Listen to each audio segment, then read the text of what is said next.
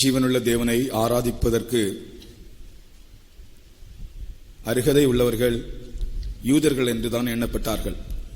Even the Jewish people, they were counted as unworthy to worship the Lord. தேவனுடைய சமூகத்துக்கு வரவும் தேவனை ஆராதிப்பதற்குரிய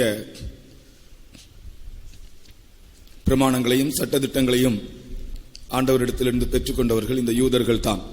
Only the Jewish people were able to come into the presence of the Lord and who received all the ordinance and all the commandments to worship the Lord.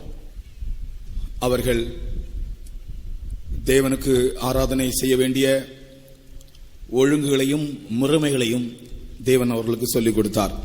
And God had instructed even the way, even the system, in what a way they had to worship the Lord. அவர்களை ஆசாரிய ராஜ்யமாக தேவன் மாற்றினார். And God has turned them as the kingdom of priests. அதாவது ஆசாரியர்களோடு சேர்ந்த ஒரு ஜீவியம். Or else we can say the life which is joined along with the priest. ஆசாரிய ராஜ்யம் என்று சொன்னால் அவர்கள் முழு இஸ்ரவேல் ஜனமும் இந்த ஆசாரிய முறைமைக்கு உட்பட்டவர்களாக ஜீவித்தார்கள். Even if I say the kingdom of the priest, all the Jewish people were all pertained to those life of the priest. அவர்களுடைய ஜெயத்திற்கு காரணமே அதுதான். Only the victory of the life is only of that secret. ஒரு சந்தர்ப்பத்திலே நீங்க பாருங்கள், யோர்தானை பிரிக்கிறதான சந்தர்ப்பத்திலே அந்த ஆசாரியர்களோடு உள்ள ஐக்கியம்தான் அந்த ஜெயத்தை அவர்களுக்கு கொடுத்தது. Even in dividing the river Jordan, only what they had affinity, the fellowship with the priest only brought about a victory. உடன்படிக்கை பெட்டியை சுமக்கிற ஆசாரியர்கள் அவருடைய கால்கள் அந்த யோர்தானில் பட்ட உடனே அந்த யோர்தான் இரண்டாக பிரிந்தது. Even the priests who were bearing the ark of the covenant, when their feet touched the river water, it gave way. அது நம்முடைய ஜீவியத்திலும் அப்படித்தான். இந்த ஆசாரியர்களோடு சேர்ந்து தேவனுடைய ஊழியத்தோடும் சபையோடும் சேர்ந்து நாம் ஜீவிப்போம் என்றால் நம்முடைய ஜீவியத்திலும் நம்முடைய குடும்பங்களிலும் நம்மை சம்பந்தப்பட்ட எந்த காரியங்களிலும் வருகிற யோர்தானை நாம் பிரித்து விடலாம். And when we join along with the servants of God, even all the people of God, and whatever like Jordan, we can divide it. அப்படிப்பட்ட ஒரு சபையையும் ஐக்கியத்தையும் தேவன் நமக்கு தந்திருக்கிறார். And God has given that kind of church and the fellowship. பழைய ஏற்பாட்டின் காலத்திலே அவர்களுக்கு ஆசாரிய ஊழியத்தையும் முறைமையும் தேவன் கொடுத்தார். In the Old Testament, God had given even the ways and the system to worship. படத்திலே பாருங்கள், அந்த ஆசரிப்பு கூடாரத்திலே அவர்கள் ஆராதனை செய்த முறைமைகளை பற்றி அந்த படத்திலே நாம் பார்க்கிறோம். And we can see in the picture the way how they worship the Lord. இது தேவனுடைய திட்டத்தின்படி உண்டாக்கப்பட்ட ஒரு கூடாரமும் தேவனுடைய வாசஸ்தலமாக இருந்தது. And it was according to the plan of God, it was a tabernacle made by the Lord. ஆனாலும் அவர்கள் செய்து வந்த ஆராதனை அவர்களுடைய ஆவிக்குரிய ஜீவியத்திற்கு ஒரு முன்னேற்றத்தை உண்டாக்கவில்லை என்றுதான் சொல்லப்பட்டிருக்கிறது. And whatever the worship they made for the spiritual life, it never brought about a progress. கடைசிலே போக போக என்ன ஆகிவிட்டது, இவர்களுடைய ஆராதனைகள் எல்லாம் வெறும் ஒரு சடங்காச்சாரமாக மாறிவிட்டது. As the days gone, all their worship became something like a ritual. ஆகையால் கர்த்தராகிய இயேசு அவர்களுடைய ஆராதனை பற்றி சொல்லும்போது சொல்லுகிறார், அவருடைய ஜனங்கள் வீணாய் ஆராதனை செய்கிறார்கள். ஏசாயா தீர்க்கதரிசியே அந்த காரியத்தை சொல்லிவிட்டான், வீணாய் ஆராதனை செய்கிறார்கள் எனக்காக. Even Jesus Christ was narrating about the worship of those people. Even Isaiah, they are worshiping vainly. மத்தேயு 15 அதிகாரம் 9 வசனத்தை படிக்கும்போது, Matthew chapter 15 verse 9, மனுஷருடைய கற்பனைகளை உபதேசங்களாக போதித்து வீணாய் எனக்கு ஆராதனை செய்கிறார்கள் என்று. வீணாய் எனக்கு ஆராதனை செய்கிறார்கள்.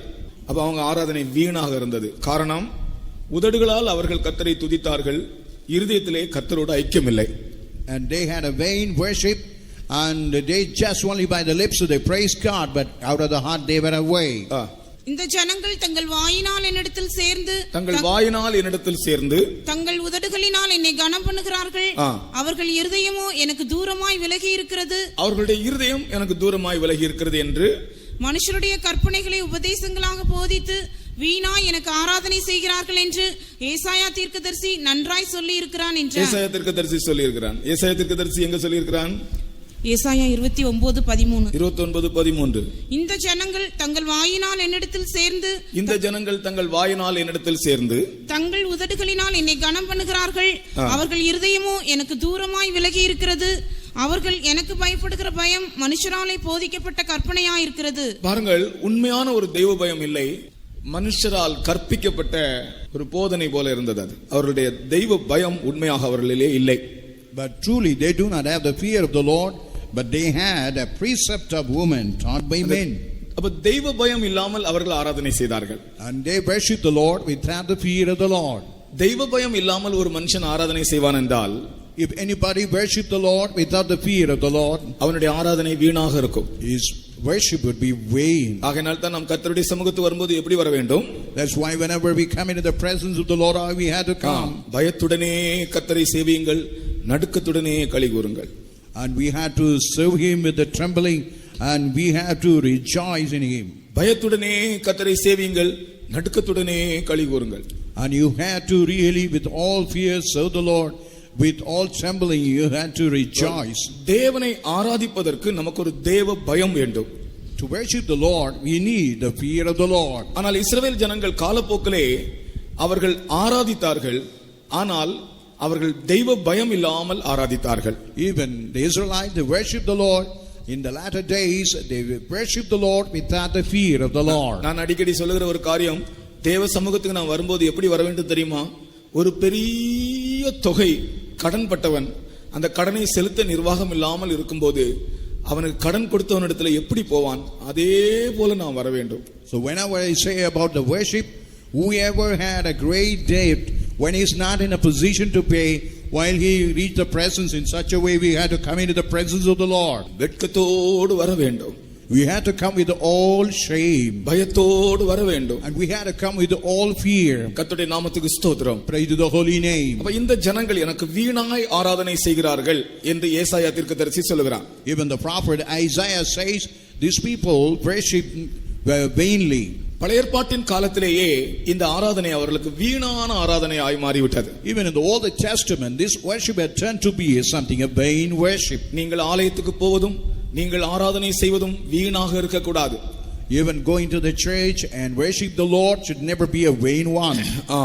அதனால் நீங்கள் தேவ சமூகத்துக்கு வரும்போது, ஆராதனைக்கு வரும்போது உங்கள் இருதயமும் உங்கள் உதடுகளும் ஒன்றாக இருக்க வேண்டும். Whenever you come to the presence of the Lord, your heart, your lips, all must be united together. உங்கள் இருதயங்களிலிருந்து நீங்கள் தேவனை துதிக்க வேண்டும். Only out of the heart you must praise God. உங்களுடைய ஒவ்வொரு துதியும் ஸ்தோத்திரமும் இருதயத்தின் ஆழத்திலிருந்து வர வேண்டும். And all your praise and magnifying the Lord must come from the depth of the heart. கர்த்தருக்கு ஸ்தோத்திரம். Praise to the holy name. நம்முடைய இருதயம் தேவனை ஆராதிப்பதற்கு ஏதுவாக நம் தேவனோடு ஐக்கியப்பட்ட ஒரு இருதயமாக இருக்க வேண்டும். And we must have a heart to worship the Lord, where the heart must be united with the Lord. தேவனுடைய சமூகத்திலே வந்தால் சிலருடைய இருதயம் எங்கேயோ இருக்கும். But while some come into the presence of the Lord, the heart seems to be away. அப்படி இருக்க கூடாது. You should never be found in that. நம்முடைய இருதயம் தேவனோடு ஐக்கியப்பட வேண்டும். Our heart must be united with God.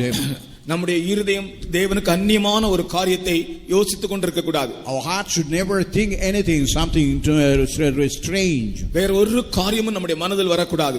No other strange thing should never cross in your mind. நம் தேவனோடு அவ்வளவு ஒரு ஐக்கியம் உள்ளவர்களாக இருக்க வேண்டும். In such a way we must have such a fellowship with God. ஆனால் இஸ்ரவேல் ஜனங்களுக்கு இவ்வளவு பெரிய ஒரு ஆராதனையை தேவன் திட்டம் பண்ணி கொடுத்தார். ஆனால் அவர்கள் கடைசி நாட்களிலே எப்படி ஆராதித்தார்களாம்? வீணாய் ஆராதித்தார்கள். அதாவது ஒரு வெறும் எழுத்துக்குரிய சில சடங்காச்சாரங்களாக அந்த ஆராதனையை மாற்றி விட்டார்கள். And God had made a plan and given the worship, but they have made as a vain something like a ritual. நம்முடைய ஆராதனைகள் வெறும் சடங்காச்சாரமாக இருக்க கூடாது. Even our worship in no way should appear like a ritual. புதிய ஏற்பாட்டிலே நாம் எப்படி ஆராதிக்க வேண்டும் என்று 3 காரியங்களை சொல்லி நான் முடிக்கிறேன்.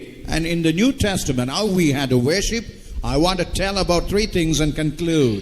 முதலாவதாக புதிய ஏற்பாட்டின் ஆராதனையே ஆவியினால் நாம் தேவனை ஆராதிக்க வேண்டும். In the New Testament we had to worship the Lord in the spirit of the Lord. எப்படி ஆராதிக்க வேண்டும்? In what way we had to worship the Lord? எப்படி ஆராதிக்க வேண்டும்?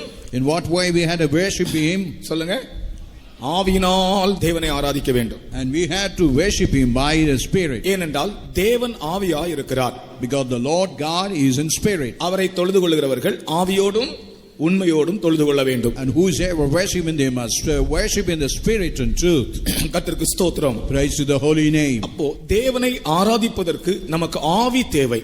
And to worship the Lord, we need the Spirit. அதற்கு தான் நாம் பரிசுத்த ஆவிக்காக காத்திருந்து பரிசுத்த ஆவியை பெறுகிறோம். That's why we are waiting for the Holy Spirit and able to receive the Holy Spirit. எத்தனையோ பேர் இன்னும் பரிசுத்த ஆவியை பெறாமலே ஜீவிக்கிறார்கள். Even today there are many who never receive the Holy Spirit and living the life. பரிசுத்த ஆவியை பெறாதவர்கள் எப்படியாகிலும் நீங்கள் பரிசுத்த ஆவியை பெற்றுக்கொள்ள வேண்டும்.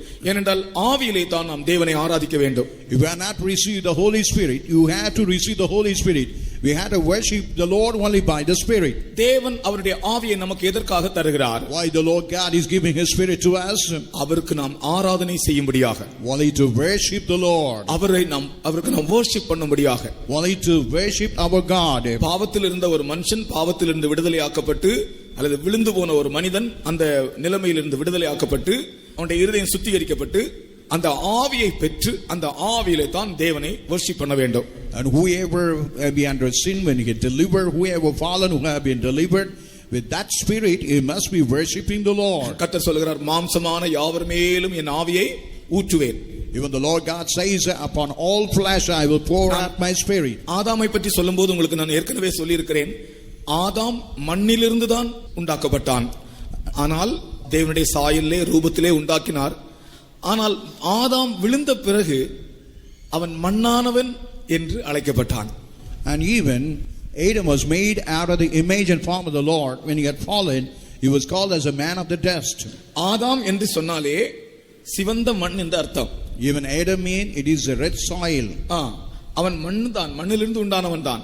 And he was only a man out of the dust. ஆனால் மண்ணானவன் என்ற வார்த்தை பெயர் அவன் விழும் வரைக்கும் அவனுக்கு கொடுக்கப்படவில்லை. Until he fall, their name as a man of the dust soil was never given to him. அவன் விழுந்த பிறகு மண்ணானவன் என்றும் மாம்சமானவன் என்றும் அழைக்கப்பட்டான். When he had fallen, he had been called as a man of the dust, a man of the flesh. அப்படிப்பட்ட மாம்சமானவர்கள் மேல் தேவன் ஆவியை ஊற்றுகிறார். Only upon that kind of flesh God is pouring out His Spirit. எதற்காக? For what purpose He is pouring out the Spirit? நான் ஆதாமை பற்றி சொல்லும்போதே சொன்னேன், வானவருடைய சாயலை நமக்கு தரும்படியாக. As I told about Adam, only to give the image of the heaven. அப்ப நம்முடைய worshipனுடைய நோக்கமே, ஆராதிப்பதனுடைய நோக்கமே நாம் வானவருடைய சாயலை அடையும்படியாகத்தான். Why we have been given the worship? We had to attain the image of the heaven. ஒவ்வொரு ஆராதனையிலும் நீ அவருடைய சாயலுக்குப்பாக மாற வேண்டும். In every worship you had to be changed even to His image. மோசே பாருங்கள், தேவ சமூகத்தில் இருந்துட்டு வெளியே வந்தால் அவனுடைய முகம் டார்ச் லைட் மாதிரி அடிக்கும். When Moses found in the presence of the Lord, when he come out, it will be flashing like a flashlight. இங்க மேல போட்டுக்கிறதான லைட் பாருங்க, இதே மாதிரி அடிக்கும். இது விட பரவாயில்ல, இப்படி பார்த்துடலாம். ஆனால் மோசேனுடைய முகத்தை ஜனங்களால் பார்க்க முடியவில்லை. அவ்வளவு தேவ சமூகத்தில் இருந்து அவன் வெளியே வரும்போது அவனுடைய முகம் அவ்வளவு பிரகாசமாக இருக்கும். Even the face of Moses, while he come out of the presence of the Lord, will be shining like this, focus more than the focus, and nobody can able to praise his face. ஒரு முறை நான் teachers மீட்டிங்ல சொல்லி கொடுத்தேன், மோசே திவ்ய சௌந்தரியம் உள்ளவன். And even in one teachers meeting I told that Moses was a man having a divine beauty. மோசே பிறந்தபோது அந்த குழந்தை எப்படி இருந்ததாம்? While Moses was born, திவ்ய சௌந்தரியம் உள்ளதா இருந்ததாம். and it was having the divine beauty. Divine பியூட்டினா எப்படி இருந்திருக்கும் அந்த குழந்தை? சாதாரணமா அழகான குழந்தைகளே எவ்வளவு அழகா இருக்கு. ஆனால் மோசே என்னும் குழந்தை டிவைன் பியூட்டி, திவ்ய சௌந்தரியமா இருந்ததாம். Even Moses, ordinarily when a child is so beautiful, if this Moses born with the divine beauty, how beautiful it would have been appear. கர்த்தருக்கு ஸ்தோத்திரம். Praise to the holy name. அது ஒரு அழகு. That is one kind of beauty. இந்த மோசே வளர்ந்த பிறகு, after Moses had been brought up, இவன் தேவ சமூகத்தில் இருக்க இன்னொரு அழகு அவனுக்கு கிடைத்தது. அதுதான் தேவ சமூகம் அவனை அழகுள்ளதாய் மாற்றியது. அவனுடைய முகம் அப்படியே பிரகாசித்தது. And while he was continuously staying in the presence of the Lord, he had another beauty, and that presence of the Lord made his face to shine. நான் இதை கம்பேரிசனா சொல்றேன். இந்த அழகு, அதாவது தேவ சமூகத்தில் இருந்தவன் வெளியே வரும்போது அவனுடைய முகம் பிரகாசித்ததே, இந்த அழகு அவன் பிறக்கும் போது இருந்த அழகை விட பெரிய அழகு. அல்லேலூயா. Even the beauty what he had while he came out of the presence of the Lord, it is greater than what he had while he born with the divine amen. beauty. அவன் பிறக்கும்போது திவ்ய சௌந்தரியம் உள்ளவனாக இருந்தான். ஆனால் தேவ சமூகத்தில் இருந்துட்டு அவன் வரும்போது அவனுடைய முகம் அழகா இருந்ததே, இந்த அழகு முந்தின அழகை விட பெரியதாக இருந்தது. But even while he came out of the presence of the Lord, he had a great beauty, but this beauty was greater than the divine beauty while he was born in the world. அப்ப நாம் worship பண்ணும்போது, ஆராதிக்கும் போது நமக்கு அந்த தேவனுடைய சாயல், தேவனுடைய அந்த சௌந்தரியம் நமக்கு உண்டாகிறது. While we worship the Lord, we have that image and also that beauty. அதனால தான் தேவ சமூகத்துக்கு வர்றவங்க நீங்க கவலையினமா வரக்கூடாது, நீங்க நல்லா வரணும், அந்த நோக்கத்தோடு வரணும், அறிவோடு வரணும். சும்மா எங்கேயோ சந்தைக்கு போறது போல வரக்கூடாது, கடைக்கு போறது போல வரக்கூடாது, ஷாப்பிங் போறது மாதிரி வரக்கூடாது. பிரதேசத்துக்கு சொல்றேன், நீங்க டி ஷர்ட் போட்டு வரக்கூடாது. நீங்க ஆராதனைக்கு வரும்போது ஒரு நல்ல கனமான மதிப்பான ஒரு ஷர்ட் தான் போடணும். ஆமா, நீங்க டி ஷர்ட் எல்லாம் போட, நான் பெங்களூர்ல எல்லாம் பசங்களை டி ஷர்ட் போட விட மாட்டேன். அங்கெல்லாம் சும்மா டி ஷர்ட் போட்டு வருவாங்க. அதுக்கு இங்கிலீஷ்ல ஒரு பேர் இருக்கு, கேஷுவல் வேர். அப்படித்தானே? கேஷுவல் வேர். கேஷுவல் வேர் அல்ல தேவ சமூகத்துக்கு வரும்போது போட வேண்டியது. அதை நீ ராத்திரி படுத்துக்கும் போது போட்டுக்க, கேஷுவல் வேர். சும்மா வீட்டில் இருக்கும்போது ஒரு லுங்கி கட்டி ஒரு டி ஷர்ட் போட்டுக்க, அது கேஷுவல் வேர். ஆராதனைக்கு வரும்போது நீ நல்ல அதற்கேற்றதான ஒரு வஸ்திரத்தோடு தான் நீ வரணும். எத்தனையோ பேருக்கு இது தெரியாதபடி நான் சொல்லுகிறேன். சிஸ்டர்ஸும் அப்படித்தான். ஆராதனைக்கு வரும்போது, நீங்கள் தேவ சமூகத்துக்கு வரும்போது நீங்கள் அதற்கேற்றதான ஒரு வஸ்திரத்தோடு வர வேண்டும். Whenever you come into the presence of the Lord, you must never appear in the t-shirt or usual wear, but we must appear with bringing the presence of the Lord. நாம் எல்லாரும் தேவனுடைய சமூகத்துக்கு நாம் எதற்காக வருகிறோம் என்றால், தேவனுடைய சாயலை நாம் அடைய வேண்டும். அந்த நோக்கத்தோடு தான் நாம் தேவ சமூகத்துக்கு வருகிறோம். Why we come into the presence of the Lord? That we had to attain the image of God. For that purpose we gather here. ஒவ்வொரு ஞாயிற்றுக்கிழமையும், ஒவ்வொரு புதன்கிழமையும், ஒவ்வொரு சனிக்கிழமையும், அல்லது ஒவ்வொரு முறையும் நீ தேவ சமூகத்துக்கு வர நீ வர்ஷிப் பண்ண எப்போதெல்லாம் நீ தேவனை ஆராதிப்பாயோ, அந்த சந்தர்ப்பத்தில் எல்லாம் அவர் உன்னை தன்னுடைய சாயலுக்கொப்பாக மாற்றிக்கொண்டே இருக்கிறார். அல்லேலூயா. இந்த அனுபவத்துக்காக கொஞ்ச நேரம் ஸ்தோத்திரம் பண்ணுங்கள். ஆமென். ஸ்தோத்திரம், ஸ்தோத்திரம், ஸ்தோத்திரம், ஸ்தோத்திரம், ஸ்தோத்திரம், ஸ்தோத்திரம்.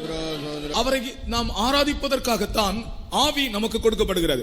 Only to worship the Lord, the Spirit have been given to us. ஏனென்றால் ஆவியானவர் தான் நாம் எப்படி ஆராதிக்க வேண்டும் என்பதை நமக்கு சரியாக சொல்லி தருகிறார். Only the Spirit of the Lord is teaching in what a way we had to worship the Lord. பழைய ஏற்பாட்டின் ஆராதனை வெறும் எழுத்துக்குரியது. Only the Old Testament worship is something literal. அது வெறும் சடங்காச்சாரங்கள். It's only something ritual. அதில் வீணான ஒரு ஆராதனையாய் மாறிவிட்டது. But it have been turned to be a vain worship. வீணா என்ன அர்த்தம்? ஆராதித்தார்கள், ஆனால் அவர்களுக்கு ஒன்றுமே பிரயோஜனம் இல்லை ஆத்மாவுக்கு. But they had really worship, but to the soul there was nothing. அவங்க ஒரு பலி செலுத்துவாங்க, உண்மைதான். ஒரு மிருகத்தை கொண்டு வந்து பலி செலுத்துவாங்க, ஆனால் திரும்பவும் அதே பாவம் அவர்களுக்குள்ள காணப்படும். Even they may sacrifice an animal, but again they will have the same sin. ஆனால் இந்த ஆராதனை உனக்கு ஒவ்வொரு முறையும் விடுதலையின் மேல் விடுதலை தந்து கொண்டிருக்கிறது. But this worship, day after day, it is able to give utter deliverance. கர்த்தருக்கு ஸ்தோத்திரம். Praise to the holy நீ name. ஆராதித்து திரும்பி போகும்போது நீ விடுதலையோடு திரும்பி போவாய். When you worship and you return back with all liberation, you'll be returning back. நீ ஆராதித்து திரும்பி போகும்போது சந்தோஷத்தோடு திரும்பி போவாய். While you worship the Lord, returning back with all joy, you will be returning back. நீ ஆராதித்து திரும்பி போகும்போது உன்னுடைய விண்ணப்பங்களுக்கு பதில் கிடைத்ததாக நீ திரும்பி போவாய். While you worship and return back, as your supplication be answered with, will be returning back. அப்படி நம்முடைய ஆராதனைகள் ஒரு நிச்சயமான ஒரு ஆராதனையாக இருக்கிறது. Even our worship is having something, having surety. இன்றைக்கு நீங்கள் பைபிள் ஸ்டடிக்கு வந்திருக்கிறீங்க. இந்த பைபிள் ஸ்டடி கூட ஒரு ஆராதனை தான். இந்த பைபிள் ஸ்டடி நீங்கள் முடித்து போகும்போது உங்களுக்கு ஒரு நல்ல நிச்சயமான ஒரு அனுபவம் கிடைக்கும். And you, when you have come to the Bible study, after finishing and going back, you will have assurance and surety. பழைய ஏற்பாட்டில் அது இல்லை. But in the Old Testament, you don't have that. அவர்கள் ஆராதித்தார்கள், ஆனால் அது வீணாகவே இருந்தது. They were worshiping the Lord, but all appeared to be vain. தேவன் நமக்கு ஆவியை தந்திருக்கிறார். But the Lord God had given the Spirit. ஆவியிலே நாம் ஆராதனை செய்ய வேண்டும். And we had to worship the Lord in spirit. அப்போ தேவனை ஆவியிலே ஆராதிப்பதற்காக நாம் என்ன செய்ய வேண்டும் என்றால், பரிசுத்த ஆவியானவரை துக்கப்படுத்தாமல் ஜீவிக்க வேண்டும். முதலாவதாக, and first of all, we want to worship the Lord in spirit. We should never grieve the Holy Spirit. நீங்கள் முத்திரையாக பெற்ற பரிசுத்த ஆவியை துக்கப்படுத்தாதிருங்கள். As you have received the seal of the Holy Spirit, you must never grieve Him. பரிசுத்த ஆவியானவர் நம் மூலமாய் துக்கப்படக்கூடாது. Even the Holy Spirit through us is never be grieved. நம்முடைய கிரியைகள், நம்முடைய நினைவுகள் இவைகள் மூலமாக பரிசுத்த ஆவியானவர் துக்கப்படக்கூடாது. Even our thoughts, our works and behavior, He must never be grieved. ஆகையால் ஒவ்வொரு காரியத்திலும் நீ ஆவியானவரை துக்கப்படுத்தாமல் ஜீவிக்க வேண்டும். In every walk of your life and works, you must live without grieving the Holy Spirit. அப்பொழுதுதான் நீ ஆராதிக்கிற ஆராதனையிலே ஒரு நிச்சயமான ஆசீர்வாதத்தை அந்த ஆவியானவர் உனக்கு கொடுப்பார். While you worship the Lord in the Spirit, the Holy Spirit will give assurance and surety. இல்ல நீ இந்த நாய் சந்தைக்கு போன கதை தான். நாய் சந்தைக்கு போன ஒரு கதையை நீ கேட்டிருப்பீங்க. காலையில் எழுப்பி புறப்பட்டு போகும். அது அங்க எங்கேயாவது சுத்திட்டு அங்க அதுக்கு கையில ஏதாவது லிஸ்ட் இருக்குமா, ஏதாவது வாங்கணும்னு ஏதாவது லிஸ்ட் வச்சிருக்குமா, பணம் வச்சிருக்குமா? ஒவ்வொரு கடையில போனாலும் அதுக்கு ஒரு கல்லறி கிடைக்கும். திரும்பி வரும்போது என்ன கிடைக்கும்? ஒரு கல்லறி கிடைக்கும், ஒரு அடி கிடைக்கும், நாயன்னு சொல்றது, ரெண்டு மூணு பேச்சுகள் கிடைக்கும். இதுதான் அதுக்கு கிடைக்கும், ஒன்றுமே இருக்காது. தேவ சமூகத்தில் வந்தாலும் கூட அப்படிதான். ஒரு வருடம் முழுவதும் நாம் ஆராதிக்கிறோம், வாழ்க்கையில எந்த முன்னேற்றமும் கிடையாது அநேகருக்கு. And we will be like a dog, while just a dog which will go out from the house without any list, and it will have a pelting of stone.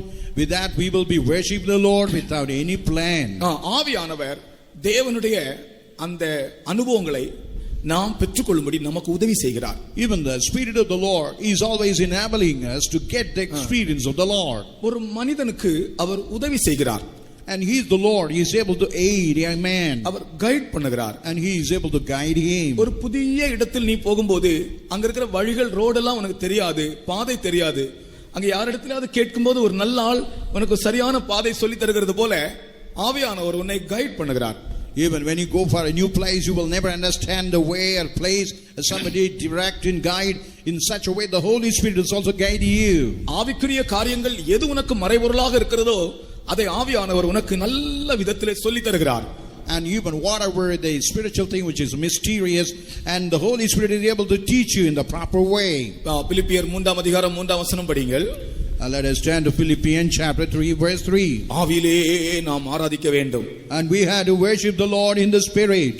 ஏனெனில் மாம்சத்தின் மேல் நம்பிக்கையாயிராமல் ஆவியினாலே தேவனுக்கு ஆராதனை செய்து கிறிஸ்து இயேசுவுக்குள் மேன்மை பாராட்டுகிற நாமே விருத்த சேதனம் உள்ளவர்கள். ஆவியினாலே நாம் ஆராதனை செய்ய வேண்டும். And we had to worship the Lord in the Spirit. கர்த்தருக்கு ஸ்தோத்திரம். Praise to the holy name. ஆகையால் பரிசுத்த ஆவியின் அபிஷேகத்தை பெற்று பரிசுத்த ஆவியினாலே நீங்கள் நடத்தப்பட்டு அவரால் நீங்கள் ஆராதியுங்கள். And you had to receive the Holy Spirit. You had to be guided by the Holy Spirit, and by Him you had to worship Him. இவன் பாரம்பரிய மார்க்கங்களிலே ஆராதிக்கிறார்கள், உண்மைதான். அவர்களுடைய பக்தியை போல் இருக்கிறது உண்மைதான். ஆனால் அவர்களுடைய ஆராதனை ஆவியிலே இல்லை. And even today we can find they are worshiping the Lord, but it was not found in the procedure what God expects. கர்த்தர் நம்மை அபிஷேகம் பண்ணினார். But the Lord God had anointed us. அந்த ஆராதனையின் மூலமாக நாம் தேவனுடைய ஆசீர்வாதங்களை பெற்றுக்கொள்ள ஆவியானவர் நமக்கு ஹெல்ப் பண்ணுகிறார், உதவி செய்கிறார். And through that kind of anointing, the Lord God is helping us to receive all the blessings. அடுத்ததாக ரோமருக்கு எழுதின நிருபத்திலே நாம் ஆராதிப்பதை பற்றி சொல்லப்பட்டிருக்கிறது. And nextly it is said about in Romans how we are to worship. அந்த ஆராதனை புத்தியுள்ள ஆராதனை என்று ஒரு பெயர் கொடுக்கப்பட்டிருக்கிறது. Now the name have been given as acceptable service. அந்த ஆராதனை எப்படிப்பட்டதா இருக்க வேண்டும்? How that service must be before the Lord. பாருங்கள், அந்த ஆராதனை பற்றி சொல்லப்பட்டிருக்கிறது. நீங்கள் உங்கள் சரீரங்களை ஜீவ பலியாக ஒப்புக்கொடுங்கள். Now what it is instructed that they had to present our body as a living sacrifice. இதுவே புத்தியுள்ள ஆராதனை. And this is a acceptable and reasonable service. Reasonable service. நாம் தேவனை ஆராதிக்கிறவர்கள் நாம் என்ன செய்ய வேண்டுமா? நம்முடைய சரீரங்களை தேவனுக்கு ஜீவ பலியாக ஒப்பு கொடுக்க வேண்டுமா? As we are worshiping the Lord, we have to surrender our body as a living sacrifice. இந்த சரீரம் நமக்கு சொந்தம் அல்ல.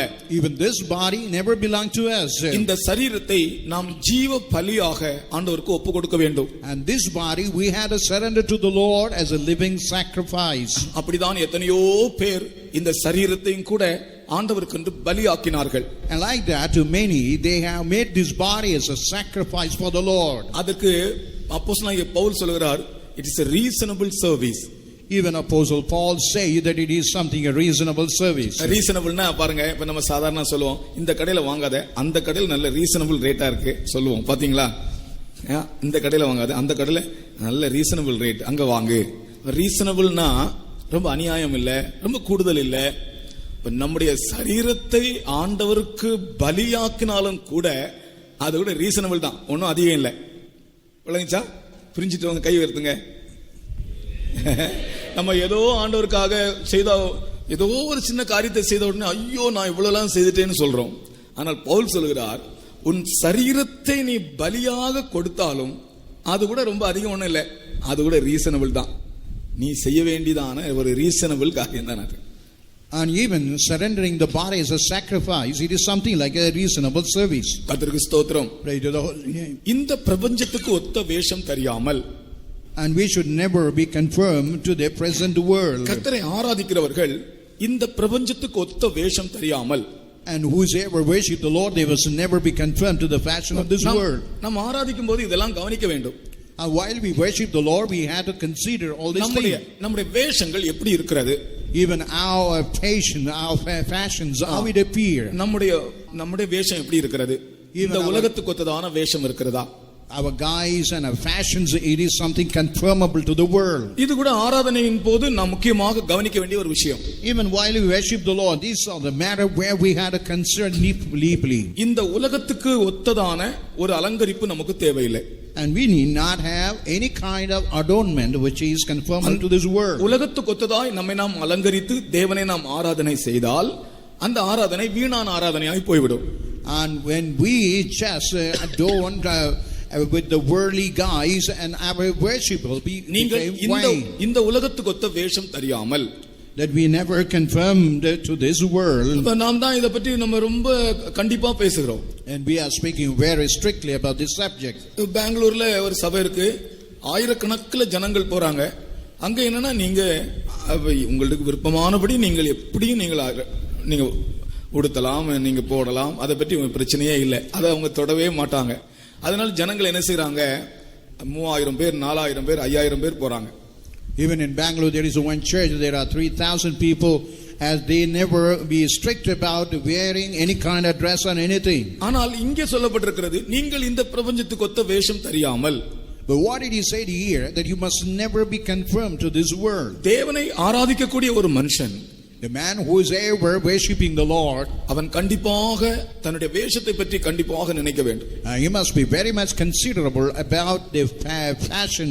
உலகத்துக்கு ஒத்தபடி நான் என்னை அலங்கரிக்கிறேனா, whether he is decorating, adorning like conformal to the world. உலகத்துக்கு ஒத்தபடி நான் உடுக்கிறேனா, am I wearing conformal to the world? அதை கண்டிப்பாக அவன் நினைக்கத்தான் வேண்டும். And he must very strictly consider this matter. அப்ப என்ன பண்ணுகிறான் அவன், கர்த்தருக்கு உண்மையாய் நான் ஆராதனை செய்யும்படியாக என்ன செய்ய வேண்டும், இந்த என்னுடைய சரீரத்திலே என்னை நான் உடுத்துகிறதான இந்த வஸ்திரங்கள், போடுகிற நகைகள், இந்த விஷயத்திலே நான் ஒரு பிரதிஷ்டைக்குள் வருகிறேன். And even the dress, even the ornaments, whatever wear, I bring everything under consecration. ஏன்பா இதெல்லாம் இந்த மாதிரி எல்லாம் ஏன் இருக்கிறான்னு கேட்டா நான் சொல்லுவேன், நான் தேவனை ஆராதிக்க வேண்டியதாக இருக்கிறது, தேவனை வர்ஷிப் பண்ண வேண்டியதாக இருக்கிறது.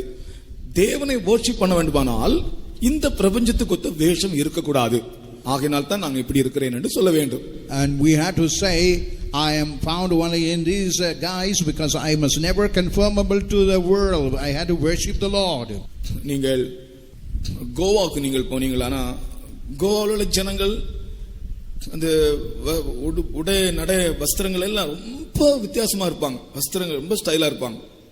If you go to Goa, the state of Goa, you can understand the way of wearing and their walk of life, all will be very different. அவங்களும் ஆராதனைக்கு தான் போவாங்க. They will also go for the worshiping the Lord. ஆனால் நாம் தேவ சமூகத்தில் வரும்போது, ஆராதனை என்று வரும்போது கூட இந்த காரியத்தை நினைக்க வேண்டும். நாம் இந்த உலகத்துக்கு ஒத்த வேஷம் எனக்கு இருக்கிறதா, என்னுடைய சரீரத்தை நான் ஜீவ பலியாய் ஒப்பு கொடுத்திருக்கிறேனா, இந்த ரெண்டு காரியத்தை நீங்க நினைங்க. And whenever come for the worship of the Lord, whether you have the fashion of the world, whether you have given your body as a sacrifice to the Lord, அதன் அடிப்படையில் தான் நாம் ஒரு காலத்துல உலகத்தை பின்பற்றினவங்க, உலகத்துக்கு பொறுத்தபடி அலங்கரிச்சவங்க, அதெல்லாம் நாங்கள் விட்டு வந்தோம். And in that way, in this world we had decorations and we have given up all. பட்டு சாரிகள் ஒண்ணும் கிடையாது. இப்போ நமக்கு எல்லாம் பட்டு சாரிகள் எல்லாம் மாத்திட்டாங்க இல்லையா? Even we don't wear silk sarees, we all given it up. இஸ்ரவேல் ஜனங்களுக்கு அந்த வேஷத்தை பற்றி சொல்லும்போது கர்த்தர் சொன்னார், நீங்கள் மறுதேசத்து வஸ்திரம் தரிக்க கூடாது என்று சொன்னார். Even while God had given ordinance to the அவர்களுக்கு Israelites, வஸ்திரத்தை பற்றி ஆண்டவர் கொடுத்த பிரமாணம், புருஷர்கள் ஸ்திரீகளுடைய வஸ்திரம் தரிக்க கூடாது, ஸ்திரீகள் புருஷர்களுடைய வஸ்திரம் தரிக்க கூடாது, அப்புறம் மறுதேசத்து வஸ்திரம் தரிக்க கூடாது, அது பிரமாணம் கொடுத்தார். even God had given ordinance so that they should never wear even the garments of the strange world, and also a man must never wear women and women must never wear men. உலகத்துல பாருங்க, ஸ்திரீகள் புருஷருடைய வஸ்திரம் போடுறாங்க, புருஷர்கள் ஸ்திரீகளுடைய வஸ்திரம் போடுறாங்க, அப்புறம் மறுதேசத்து வஸ்திரம் தரிக்கிறாங்க. Even today we can find the men are wearing the women and women are wearing the men, even they are wearing all the strange dresses. கார்னேவல் னு சொல்லிட்டு ஒரு பண்டிகை இருக்கு கோவால, கார்னேவல். அதுல அவங்களுடைய பழக்கம் என்னன்னா, ஸ்திரீகள் புருஷருடைய வஸ்திரமும் புருஷர்கள் ஸ்திரீகளுடைய வஸ்திரமும் மாற்றி மாற்றி போடுவாங்க. Carnival, it is a festival in Goa. In the women will wear the men and the men will wear the women dresses. அதெல்லாம் ஆண்டவருக்கு அருவருப்பான காரியங்கள் என்று சொன்னார். And these all the abominable thing before the Lord. அப்ப இஸ்ரவேல் ஜனங்களுக்கு தேவன் வஸ்திரத்தை குறித்து கூட பிரமாணம் கொடுத்தார். Even for the Israelites regarding the dress, God had given a ordinance. மறுதேசத்து வஸ்திரம் என்றால் என்ன? What is meant by the strange land dress? அதனால நாம் மறுதேசத்து வஸ்திரம் என்றால் நாம் வெளிநாட்டில இருந்து யாராவது ஒரு வஸ்திரம் தந்தால் அது ஒரு நல்ல தகுதியா இருந்தா போடலாம். நமக்கு மறுதேசத்து வஸ்திரம் என்று சொல்றது, நமக்குள்ள ஒரு தேசம் உண்டு, நமக்குள்ள ஒரு ராஜ்யம் ஸ்தாபிக்கப்பட்டிருக்கிறது, பரிசுத்தாவின் ராஜ்யம். அந்த ராஜ்யத்துக்கு அந்நியமானதெல்லாம் மறுதேசத்து வஸ்திரம் தான். And we have a kingdom of the Holy Spirit. Whatever the thing that is away strange to that is all the strange land dress. இந்த ஃபேஷன் எல்லாம் போடக்கூடாது. We should never wear any fashionable dress. உலகத்துல ரொம்ப மோசமா வஸ்திரம் எல்லாம் மோசமாக போய் கொண்டிருக்கிறது. Even today the dress is all going in abominable way. நான் இதை எதற்கு சொல்லுகிறேன் என்றால், தேவனை ஆராதிக்கிறவன் ரெண்டு காரியங்கள் கவனிக்க வேண்டும். உலகத்துக்கொத்த வேஷம் இருக்கக்கூடாது. இரண்டாவது, அவனுடைய சரீரத்தை பலியாக்குறவன் தான் அவனுடைய ஆராதனை தான் புத்தியுள்ள ஆராதனை. And whosoever worshiping the Lord, he must never have the conformable to the world, and he must surrender his body as a living sacrifice. நாம் நினைக்கிறோம், அநேகர் இப்ப நம்ம ஆட்கள் பரவாயில்ல, சில இடங்களெல்லாம் போனால் ரொம்ப அசிங்கமா இருக்கும், ரொம்ப மோசமா இருக்கும். ஆனாலும் அவங்களுக்கு வெக்கமே இருக்காது. அவர்கள் ஆராதித்து கொண்டு போவார்கள். And even in some places they will wear very ugly shame dress, but they will come and worship. உலகத்துக்கு ஒத்த வேஷம், சபைக்குள்ள உலகம் வரவே கூடாது. Even in the church the world should never enter in. இந்த பிள்ளைகளுக்கு நீங்க இப்போ ஒரு கொஞ்ச நாளுக்கு முன்னால ஒரு பேண்ட், அது நரைச்சி போயிருக்கும். அது என்ன பேருன்னே தெரியல எனக்கு. நரைச்சி போயிருக்கும். அது ஒரு ஃபேஷன். அப்புறம் கிழிஞ்சி இருக்கும். நான் யோசிச்சேன், நீ பாரு இந்த பையன் போட பேண்ட் கிழிஞ்சிருக்கு. அப்ப எனக்கு கூட வர்றாரு, ஐயா சொல்றாரு, கிழிஞ்சது இல்லை, அது ஃபேஷன். அப்படியே கிழிஞ்சு போயிருக்கும். அப்புறம் இப்போ பேண்ட்டுக்கு இப்போ 2 கால் இருக்கு, அந்த 2 கால் நிறைய பாக்கெட்டா இருக்கு. இப்போ ஒரு ஃபேஷன். அதெல்லாம் உங்களுடைய பிள்ளைகளுக்கு நீங்க போய் வாங்கும்போது அதெல்லாம் நீங்க உங்க பிள்ளைகளுக்கு வாங்கி கொடுக்க கூடாது. நீங்க வாங்கும்போது ஒரு தகுதியான வஸ்திரம் நல்லா வாங்குங்க. உங்களுக்கு ஸ்டாண்டர்டு கேட்டபடி ஒரு வஸ்திரம் வாங்குங்க. அது எங்களுக்கு சந்தோஷம் தான், நீங்க நல்ல ட்ரெஸ் பண்றது எங்களுக்கு சந்தோஷம் தான். ஆனா உலகத்துக்கு ஒத்த வேஷமாக இருக்கக்கூடாது. And it is good when you go for purchasing a garment, but it must never be conformable to the world. கர்த்தருக்கு ஸ்தோத்திரம். Praise to the holy name. ஏனென்றால், ஏன் நான் இதை சொல்கிறேன், நாம் தேவனை ஆராதிக்க வேண்டியவர்கள். Why I quote all these? We are the people, we had to worship the Lord. நமக்கு ஒரு worship இருக்கிறது.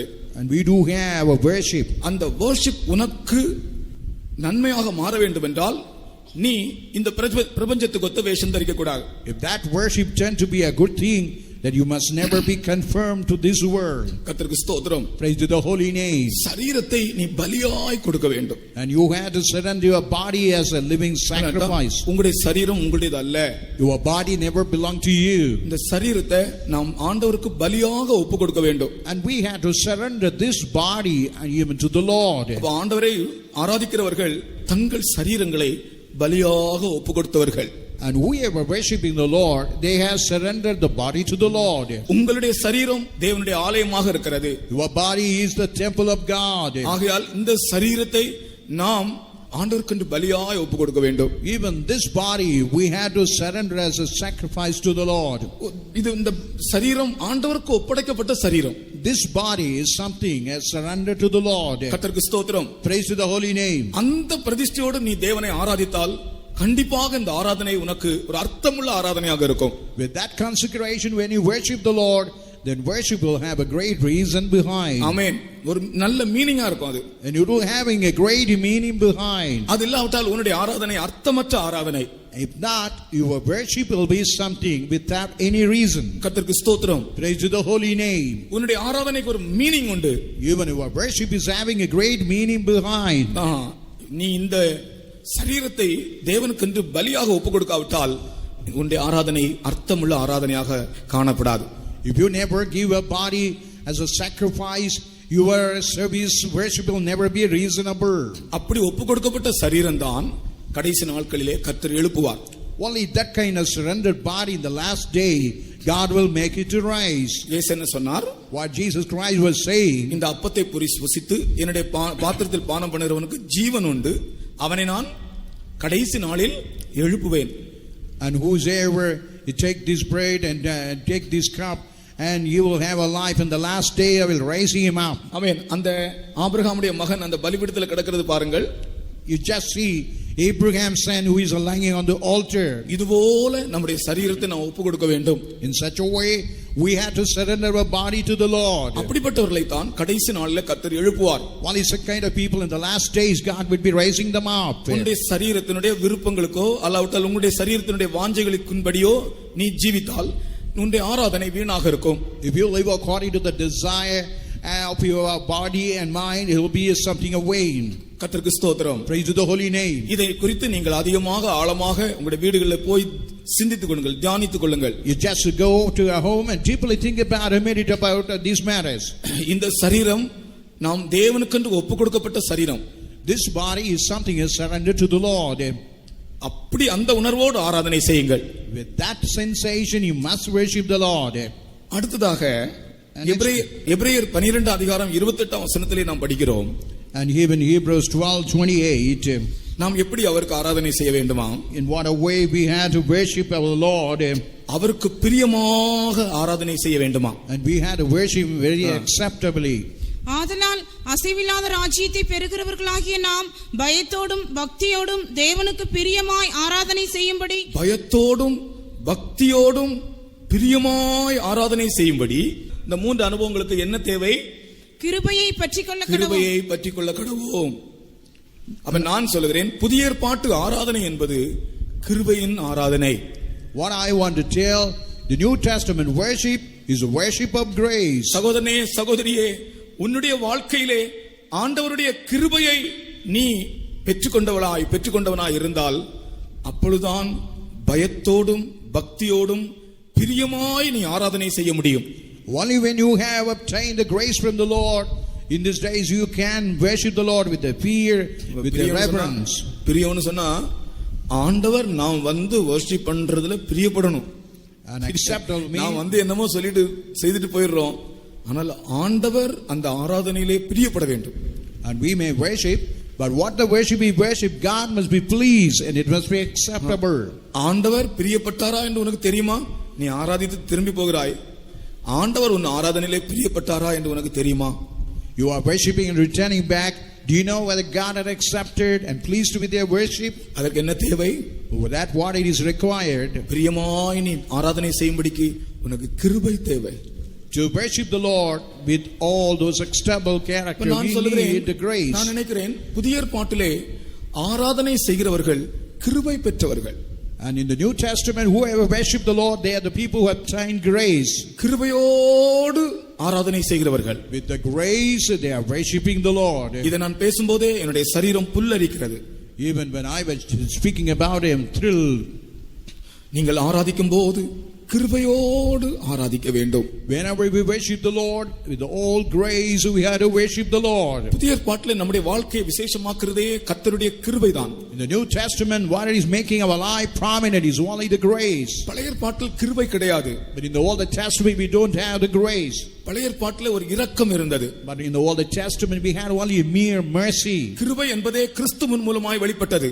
Only grace is only revealed through Jesus. இயேசு கிறிஸ்து கிருபையும் சத்தியமும் நிறைந்தவர். And Jesus Christ was filled with the grace and truth. அப்ப அந்த கிறிஸ்துவின் மூலமாகத்தான் கிருபையை பெற்றுக்கொள்கிறோம். Only through the Lord Jesus Christ we are able to get that grace. அந்த இடத்துல சொல்லப்பட்டிருக்கிற கிருபையை பற்றி கொண்டிருங்கள். And we had to really hold the grace. கிருபையை பற்றி கொண்டிருங்கள். And we had to have and hold the grace. அதனுடைய அர்த்தம் என்ன? What is the meaning behind? கிருபையை நீங்கள் இழந்து போகாதிருங்கள். You should never lose the grace. உங்களுடைய கிருபையை இழந்து போகாதிருங்கள். You must never lose your grace. கிருபையை இழந்து போகாமல் பாதுகாக்கிறவர்கள் தான் தேவனை சரியாய் ஆராதிக்க முடியும். And whoever keeping the grace and never losing it, those are the people who are able to worship the Lord. கர்த்தருக்கு ஸ்தோத்திரம். Praise to the holy name. நான் இது பேசும்போது என்னுடைய இதயத்துக்குள்ளே நான் நினைக்கிறேன், நம்முடைய ஆராதனை கர்த்தர் பிரியப்படுவாரா? எத்தனை பேர் பிரியப்படுவார்? எத்தனை பேருடைய ஆராதனையில கர்த்தர் பிரியப்படுவார்? யோசித்து பாருங்கள். Even while I was speaking, I was thinking whether God will be pleased while we worship. You just think about it. பயத்தோடும் பக்தியோடும் தேவனுக்கு பிரியமாய் ஆராதனை செய்யும்படிக்கு, with the fear of the Lord, with the reverence, with all acceptability, we had to worship the Lord. இந்துக்கள் கூட ஆராதனை செய்றாங்க.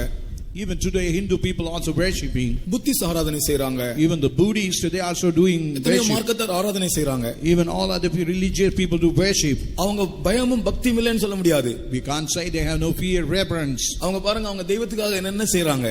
For that God, what all they had to do, they are doing. பக்தியோட செய்றாங்க சில ஆட்கள். Some people are doing with all kind of reverence. ஆனா சில ஆட்கள் அவங்களே ஆராதிக்கிறத பார்த்தால் அது ரொம்ப அர்த்தம் இல்லாமல் இருக்கிறது. Some people when they worship, குடித்து வெறித்து அந்த குடியுடைய மயக்கத்துல டான்ஸ் ஆடி தேவனை ஆராதிப்பது என்பது அது ஒரு புத்தி இல்லாத ஆராதனை தான். Even with all kind of liquor, with all kind of intoxication, when they worship, it is something without any reason. அர்த்தமே இல்லை. There is no meaning at all. ஒரு இடத்துல ரோட்ல அந்த அவங்களுடைய பவனி போய் கொண்டிருக்கிறது. அதுல அவங்க ஆராதிக்கிறாங்க. அது ஒரு ஆராதனை தான், அவங்களுடைய ஆராதனை, அவங்களுடைய தெய்வத்தை அவங்க ஆராதிக்கிறாங்க. ஆனா எப்படி பார்த்தாலும் அவங்க சிலர் பக்தியா இருக்காங்க, ஒண்ணு இல்ல. சிலர் குடித்து வெறித்து, அது அர்த்தமே இல்லை. அது எப்படி ஆண்டவர் அங்கீகரிப்பார்? Even I saw in a procession, they are worshiping their God, but one people are very reverential and another group with all liquor and intoxication. How could they worship? நம்முடைய பக்தி என்று சொல்வது, but our piety, our reverence. பக்தினா என்ன? What is meant by our piousness? பக்தினா நீ ஒரு துண்டு உடுத்துக்கிறதும் நெற்றியில பட்டையும் கழுத்துல கொட்டையும் போடுறது அல்ல. It's not having something ashes upon your forehead and something beads upon your neck. பக்தி என்றால் என்ன? What is meant by the godliness, reverence? பக்தி என்று சொல்லுகிறது தேவனுடைய வசனத்தை விசுவாசிக்கிற விசுவாசம், அதான் பக்தி.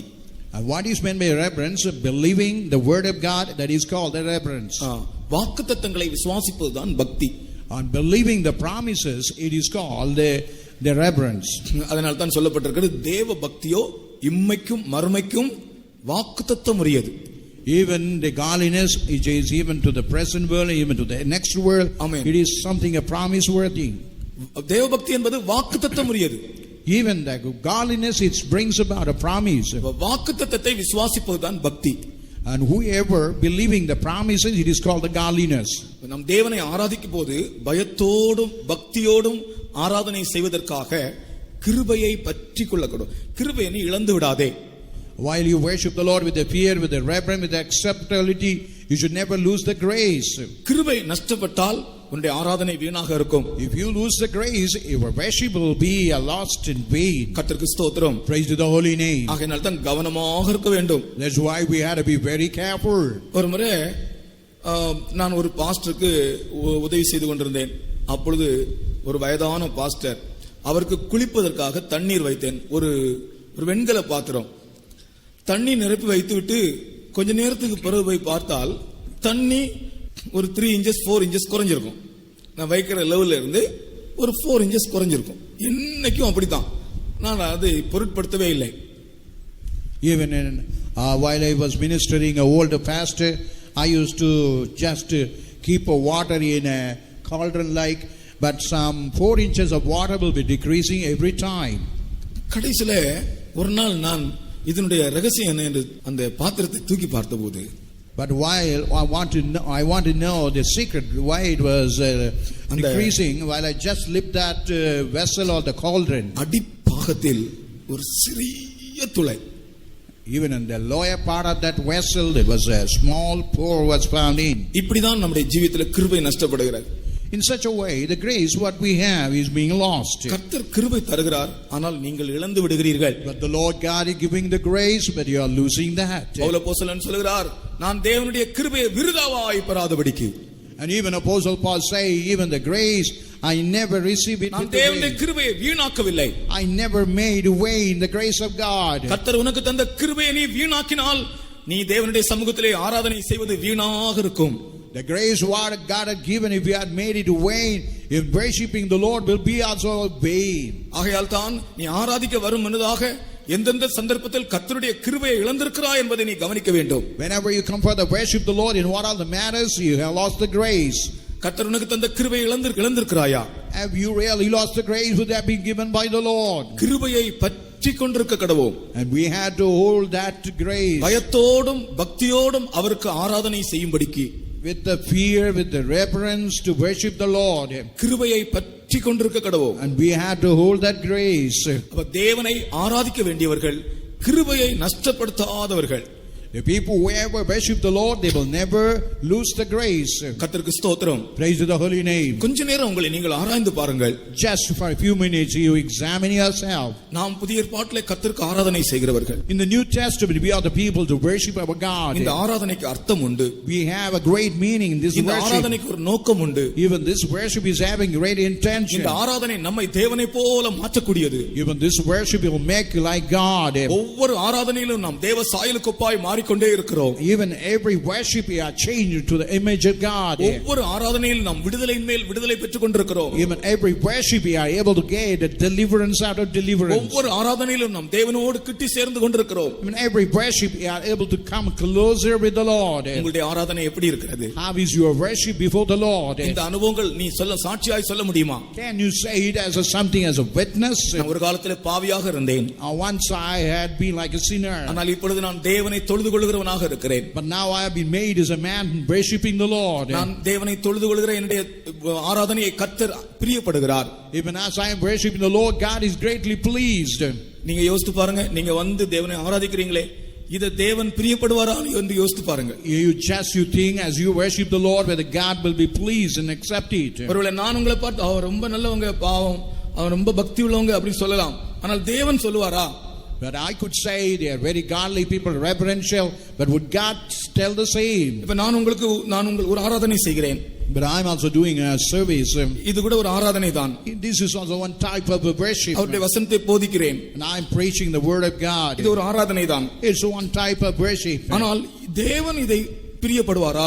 Will God be pleased with this நான் worship? செய்கிறதிலே தேவன் பிரியப்படுவாரா? Will God be pleased with our bodily thing? கிருபையை பற்றிக்கொள்ள கடவோ.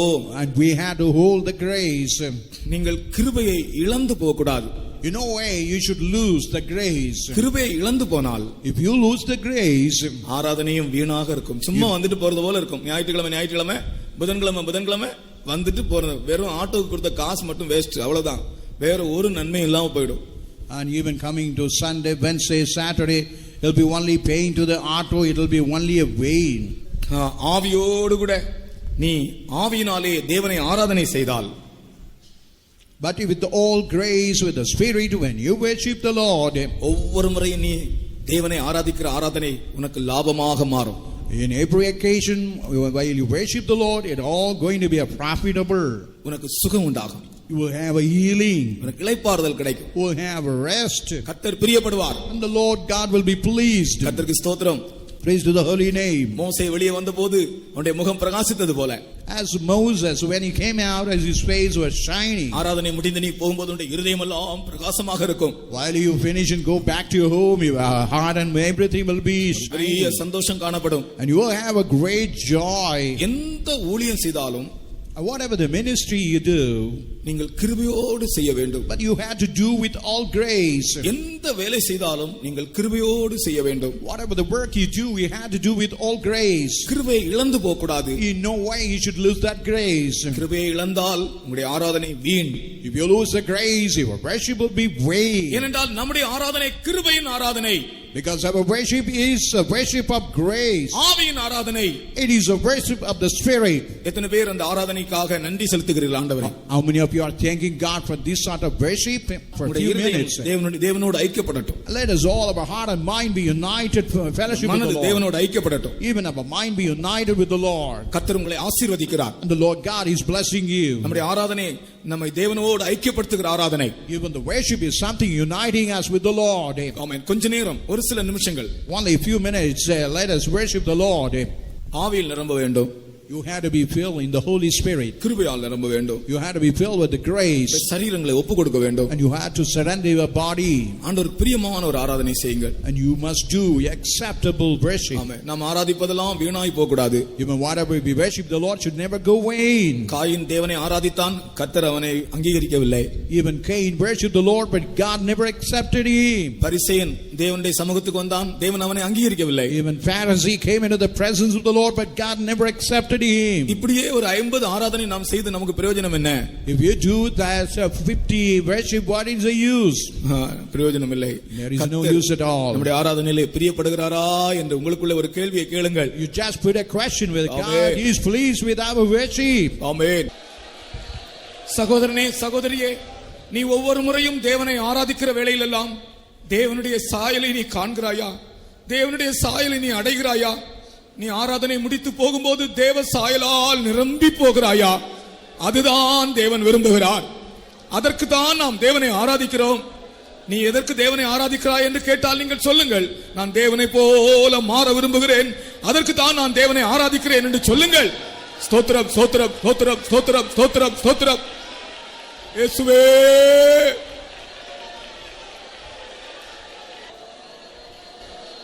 இந்த பைபிள் ஸ்டடியை கர்த்தர் தந்தபடியால் ஸ்தோத்திரம் பண்ணுவோம்.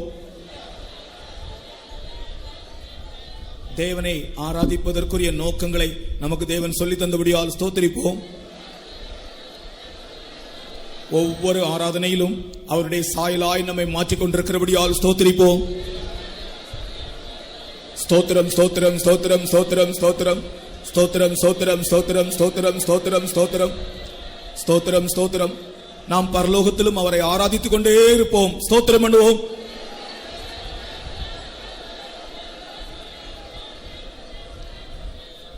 ஜெபம் பண்ணலாம். பிதாவே, நாங்கள் மேற்சொதிக்கிறோங்க தாவே, இந்த ஆசிரியக்கிட்டு மாலை வேலையிலுங்க மத்தியில் வந்து சுமந்தா ஏதவாடு ஆராணி பொருட்படுத்த எடுத்து ஆசீர்வத்தபடி 4 ஸ்தோத்திரங்க தாவே, மகிமையின் தேவன் மத்தியில் மகிமை ஆழ்ந்தருள் ஆக்கிரீசபடி 4 ஸ்தோத்திரம். இந்த சமூகத்தில் வந்து ஆணைகளை ஆசீர்வத்தைகளை பலப்படுத்தி உயிர்ப்பிக்கிற தேவன் அறுக்கிறபடி 4 மச்சதிக்கிறோம். இம்மட்டும் ஆணைகளை தெளிச்சதில் நன்மைகளுக்கு ஸ்தோத்திரம் கத்தாவே, மக்கு ஸ்தோத்திரம் சுவாமி. இந்த ஆணைகளுக்கு தந்த எல்லா ஆசீர்வாதங்களுக்காக ஸ்தோத்திரம் கத்தாவே, மச்சதிக்கிறோம். கத்தாங்களை எப்படி ஆராதிக்க வேண்டும் என்று கத்தாங்களை வெளிப்படுத்தி கொடுத்த சத்தியங்களுக்காக ஸ்தோத்திரம். அதன்படி கத்தாவே, நாங்கள் ஆவியோடும் தொழுதுள்ளபடியாக கத்தாவே ஆண்டவரே, நம்முடைய சாயலாயங்களை மாற்றும்படியான ஆராதனை செய்ய கத்தாவே எங்களுக்கு உதவி செய்ய வேணுமே, கிருபை தர வேணுமே கத்தாவே, மக்கு ஸ்தோத்திரம். எங்களை பிரபஞ்ச தொகுத்தவை சந்தறியாமல் கத்தாவை சரீரங்களை ஜீவபலியாக ஒப்பு கொடுத்து கத்தாவே புத்தியுள்ள ஆராதனை செய்ய கத்தாவே அடியார்களுக்கு கிருபை தர வேணும் கத்தாவே. தேவனே, பயத்தோடும் பக்தியோடும் நமக்கு பிரியமான ஒரு ஆராதனை செய்யும்படியாக கிருபையை பற்றிக்கொள்ள உதவி செய்ய வேணுமே கத்தாவே, மக்கு ஸ்தோத்திரம். எங்களுக்கு கிருபையில் தாரும், எங்களை ஆராதனை கிருபையுள்ள ஆராதனையா இருக்கட்டுங்க தாவே. இயேசுவே, மக்கு ஸ்தோத்திரம், மக்கு ஸ்தோத்திரம். நீர் பெரியப்படுகிற ஆராதனையாய் காணப்படட்டுங்க தாவே.